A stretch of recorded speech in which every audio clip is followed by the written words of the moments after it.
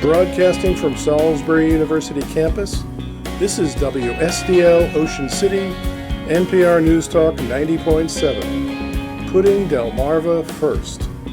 Stay tuned for Delmarva Today with your host, Don Rush.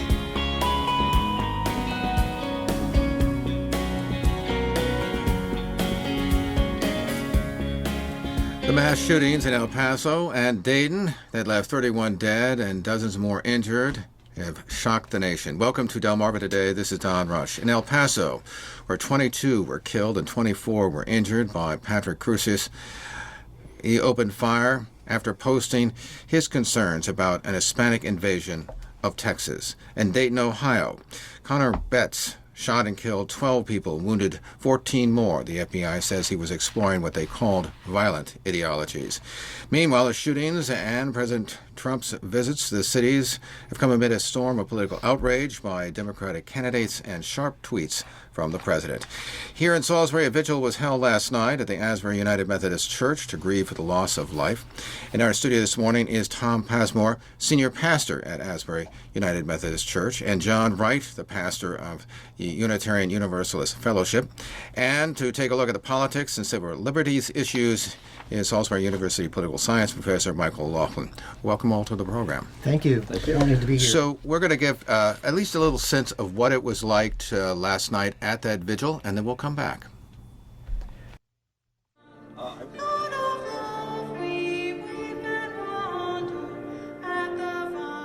The music echoed against the walls of the Asbury United Methodist Church in Salisbury, and a small audience gathered to mark the shootings in El Paso and Dayton that took 31 lives and wounded dozens of others. Pastor Tom Pasmore stood to welcome those from many other churches who chose to attend the vigil. Good evening, friends, and welcome to Asbury United Methodist Church as we gather together in prayer. It is my pleasure to be the host tonight, but we've got other churches and other clergy. And for Pasmore, there was a personal connection to these kinds of shootings. When the Newtown shootings happened, when Sandy Hook took place, I had a son who was a kindergartner, and I know the ages of the kids that were killed in that event, and it hit close to home. Many of us feel the pain that those families in Dayton and El Paso are feeling. There was also a call and response denouncing violence, followed by a reading the names of the towns that have been hit by gun violence. El Paso, Texas. Dayton, Ohio. Gilroy, California.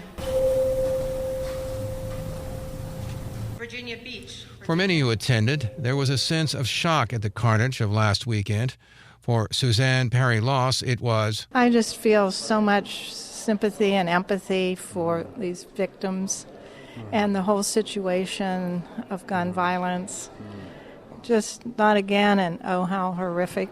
And then there was Dr. Charlie Stegman. My immediate reaction is, oh, no, not again. And it's just too much. Meanwhile, Scott Duncan said there was a sense of numbness. It's one of those things that's just become so commonplace that you're almost inured to the fact that it happens. Not certainly to the loss of life, but and frustration that something isn't being done. But above all, said Arlene White, it was a time of remembrance for those whose lives were lost. I think it's important for us to remember the people who perished due to violence. President Trump visited El Paso and Dayton this week, meeting with officials and making stops at the hospitals where the wounded were being treated. But some refused to meet with the nation's chief executive. Meanwhile, there were protest rallies as Democratic presidential candidates condemned the president, some even calling him a white supremacist. The alleged shooter in El Paso even echoed some of the president's words about invasion from immigrants. For those at the church, it was clear that some felt much of the blame fell on his shoulders. Jenny Weiss. I blame our president. Sit there, you watch the funerals and everything, and you cry. And then he doesn't seem to have any empathy. As did Suzanne Perry Loss. I think he certainly does affect how people respond and behave. He's the leader, and words make a difference. Others in the audience blame the shooting on the failure to pass some form of gun control. Currently, there are proposals for so-called red flag laws that would allow authorities to take guns from those who were deemed a danger, as well as a push for background checks. Tom Keller.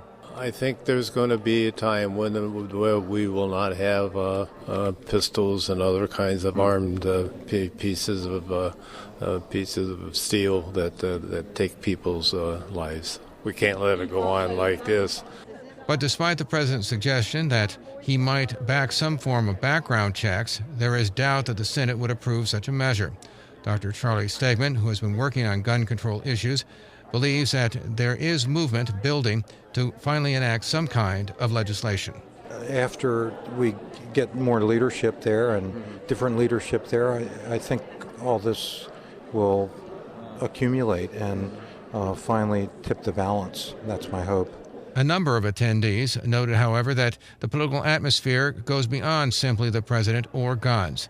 Charles Emery believes that much of the anger now on display comes from those who feel threatened. I think we're in a time when people are feeling very threatened about their position, and they're lashing out in dangerous and inappropriate ways. And he notes that this is not the first time the country has seen this kind of anger or even violence. We've passed through it before. It happened in the 20s. It happened, probably some years after an economic dislocation.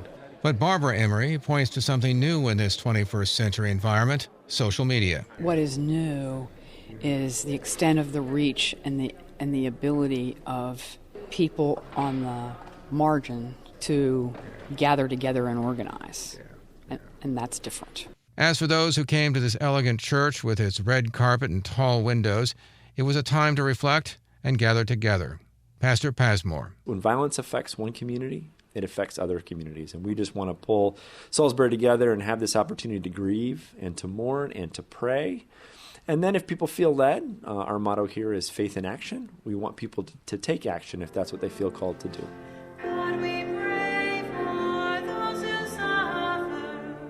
This is Don Rush for Delmarva Public Radio.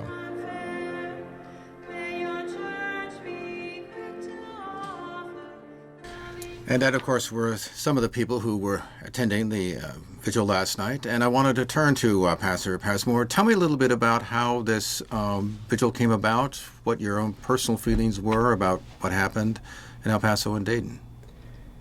On Sunday, we didn't really have an opportunity to respond because things had happened so late on Saturday. And one of our associates, Kristen, who helped to lead the service last night, came to me and said, I feel compelled. We've got to do something. And she said, I think God is calling us to do a prayer vigil. And I said, you're absolutely right. So we got a team together and just began to talk about what that might look like. And Kristen did a lot of the hard work. And then she sent a post out on Facebook, and that seemed to just go viral across the community. It was handed out by a number of different people through their connections. And we were able to get over 80 people there last night. It was such a blessing to see the community respond in that way. As I mentioned, by the way, in the story, you have a certain personal connection with Sandy Hook.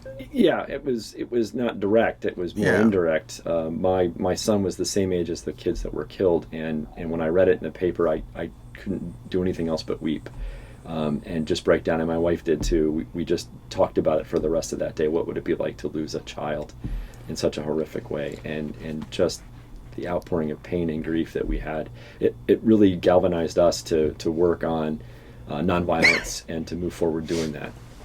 What, by the way, when you heard about the shooting, and we've heard a number of these shootings, but the numbers that had died are really actually quite startling. What was your own personal reaction above and beyond being, obviously a pastor of a church?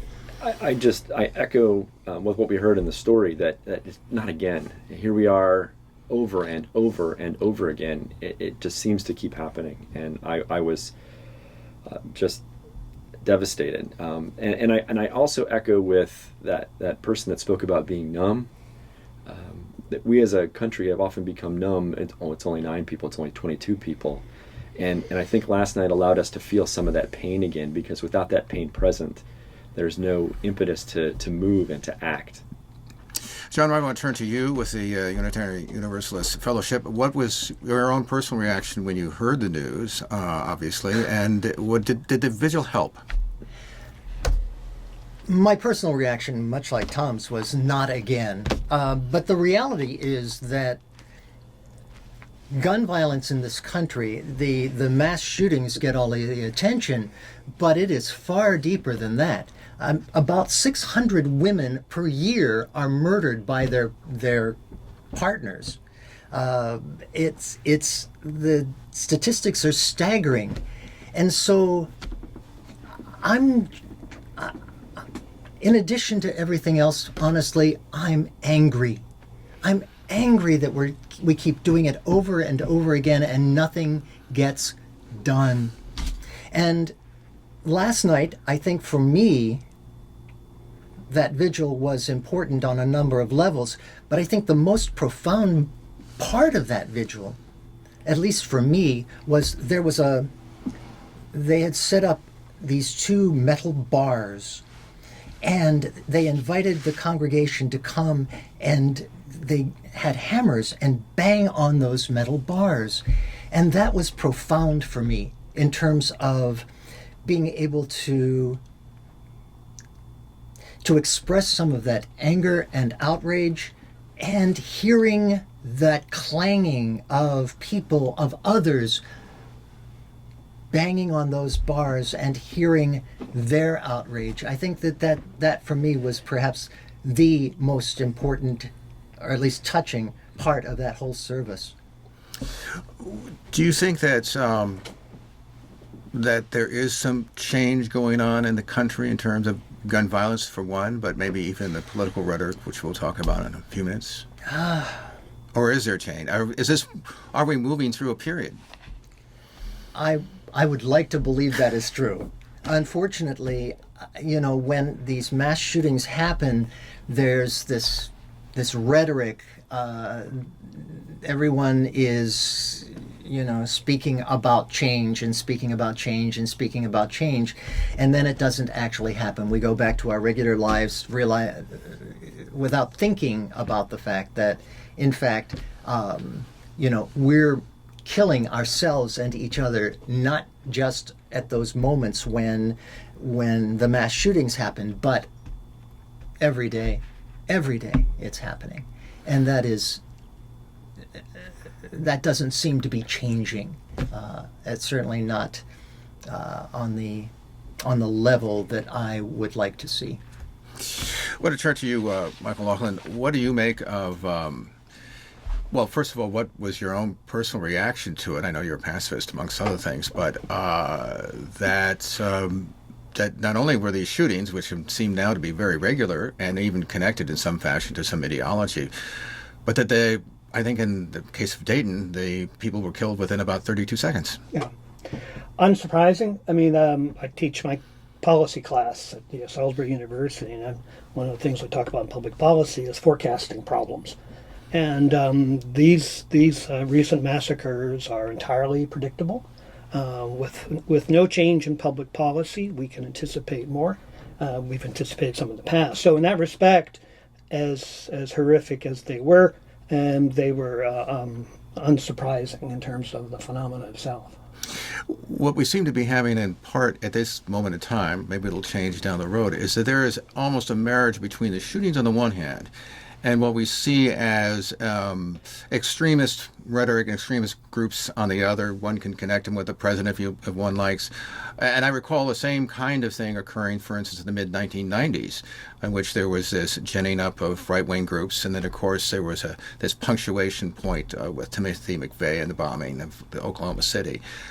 Historically, what are we looking at? Because and Charles Emery suggested that these things happen almost regularly after traumatic experiences. And well, I think that it's unquestionably that the white supremacy groups have been growing and certainly fueled by this president's rhetoric and his analysis of the problems and the like, and coupled with, I think, the continued growth in the access to guns, and certainly the automatic weapons. But as John rightly points out, pistols continue to be the major killer of most people who are killed by guns. I think that dynamic is continuing, and we've had periods, of course. The 1994, I believe it was earlier, when Bill Clinton pushed through the ban on automatic weapons, on these AK-47 Yeah, type semi-automatics, weapons. yeah. Yeah, and but that was, of course, that generated a reaction from, and this is where I think that, on the one hand, public opinion has been moving clearly, in general, in favor of new gun laws. There's no question about that. But the veto point, of course, has been with the National Rifle Association, and they're very effective, both lobbying the money that they have contributed to candidates, political candidates, and of course the votes that they have been able to rally. And some analysts argue, I think persuasively, that the 1994 overturn of the Democratic majority came in large part on the gun issue.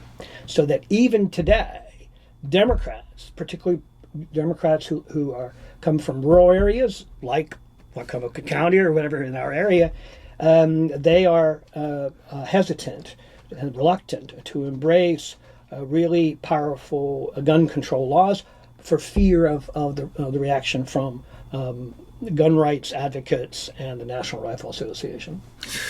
Now, there's been talk, for instance, on Capitol Hill, the majority leader in the Senate, Mitch McConnell, has talked about bringing forth at least a debate on some of the legislation, red flag laws, background checks. We're not sure whether or not the ban on assault weapons will get there. The president has indicated that he seems to be seeing something of a shift going on, at least temporarily, in terms of his own personal views. How do you think that's going to play out? Or are we just going to get a lot of debate and then at the end it'll die? Yes. Right. Don't hold your breath. I think that we've been through this dynamic before. There's really no indication at this point that the Republican Party, and the Republican Party presently is in the bag with the National Rifle Association. It's very, very clear. We know what the answers are. Public policy. Other countries have been able to slam the door on this kind of violence, so that it is not a mystery as to what we need as a country need to do. But the politics presently prevents that from happening. Pastor, I want to turn to you because the issue of, are we passing through a period of time? Are we? What do you make of this political moment, and not just in terms of politics, but in terms of how we are relating to one another?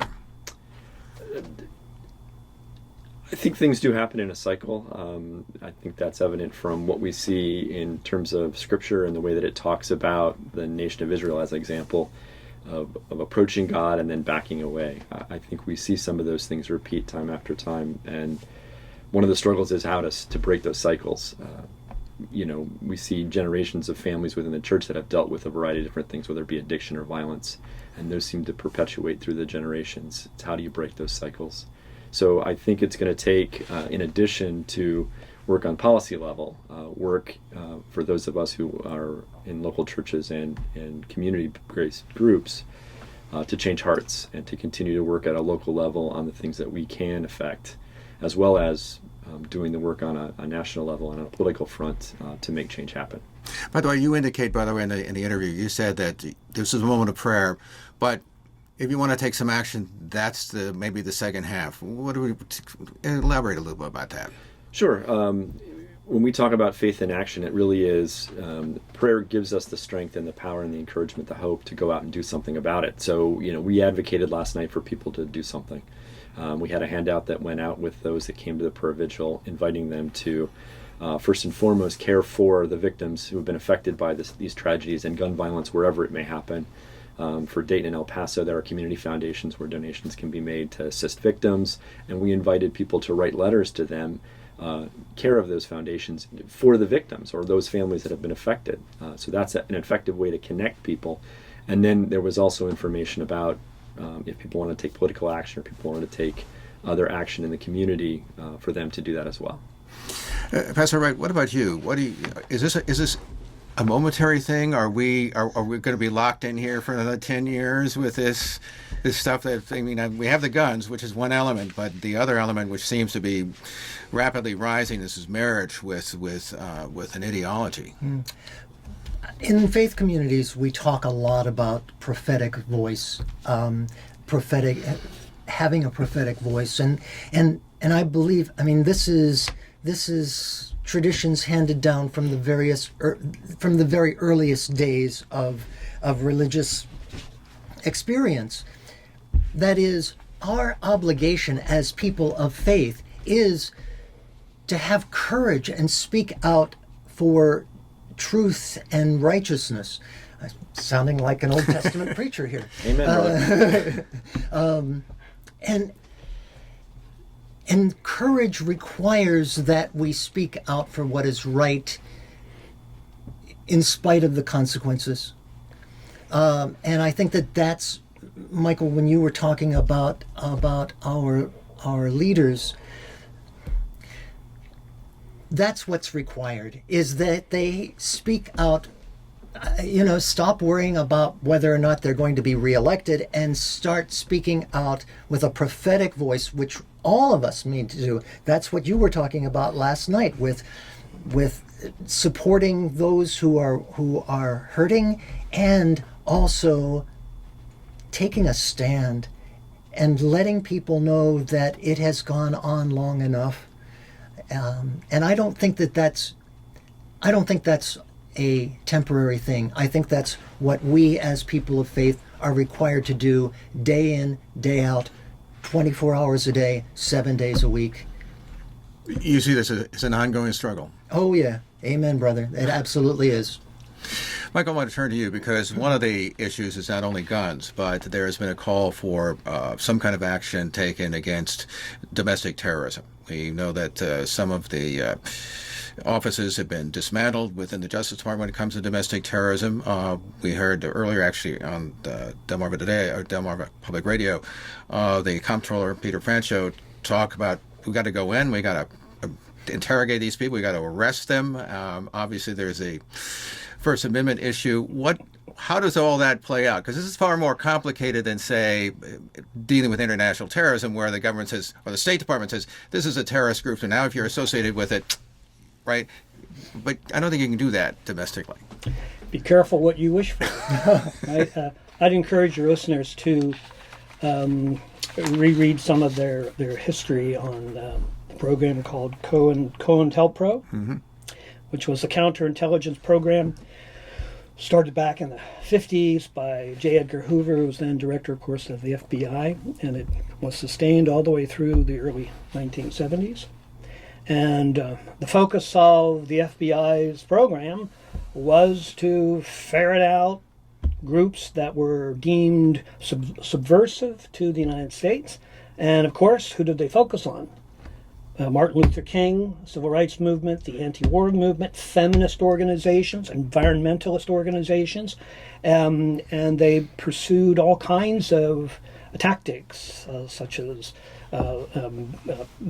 witness tampering, break-ins of houses, so that we had all kinds of violations of fundamental, not only First Amendment rights of free speech and freedom of association, but of course Fourth Amendment rights of privacy and the protection of your home. So that I think we need to be careful. To be sure, we need to counter the rise of supremacist groups, but I think we ought to be careful not to rely on state power much to do that, because the history is not good, particularly now when we have Trump, President Trump, who clearly is sympathetic to the white supremacist groups themselves, who clearly is pushing to get more control over the FBI and these intelligence organizations. It was reported just today in the Washington Post that the next in line for the counterintelligence folks, I believe her name was Gordon, is resigning. And Trump is going to be trying to push somebody else in there, again, working to get political control of the FBI. So I think more than those kinds of changes in policy, it really is the gun policy. The gun policy is what we really should be focused on principally. And we can do other things to counter, I think, the rise of white supremacy. I guess one of the questions is that, particularly since the 9/11, that we are shifting law enforcement-wise to intelligence and preventiveness, and we certainly have seen that when it comes to international terrorism. It seems to me that there is a shift going on here where we're not talking about a crime that's been committed and therefore, the FBI goes in, but that they're actually talking about trying to explore some of these groups. And people outside will say, well, look, you're talking, unlike, for instance, Martin Luther King, we're talking about people who are advocating violence, which is a much different proposition than, and particularly in an age of social media. Yes, and I think that to the extent that the law enforcement agencies walk that line and focus and do have a focus on violent-prone organizations, that I think is quite proper, that we pass law and pass policy to ensure that they do that. But due diligence is important here because, again, I want to underscore the history tells us that this abuse of power is not simply exercised by presidents, but it can be clearly exercised by the FBI, the CIA, and other instruments of the state. Just quickly, do you think there's enough checks and balances within this 18th century document? Presently, not. No, I don't, actually. So finally, Tom, I want to just wrap up with you. Any final thoughts about what you would say to people who are thinking about what happened in El Paso and Dayton? What struck me over the last 24 hours as we've gone through the prayer vigil and as I've thought about all the things that have happened in the last week, we as Christians, our tradition talks about sacrifice. Jesus sacrificed himself on our behalf, and one of the things that we're missing, I think, in modern dialogue is a willingness to sacrifice. We are so entrenched in our positions and so deeply enmeshed in the way that we feel and think that it's hard for us to see the common good. And I think until we can get to a point where we can help the community understand that sometimes we don't personally do things that are the best in our behalf so that the community itself can flourish. We've struggled with that as a country. And I'm praying that changes. We were speaking with Tom Pasmore. He is the senior pastor at Asbury United Methodist Church. Also John Wright, pastor at the Unitarian Universalist Fellowship. And also Michael Laughlin. He is the Salisbury University political science professor here. And appreciate all of you talking to us. Thank you this for morning. having me. Thank you. This has been Delmarva Today. I'm Don Rush. Thanks for listening.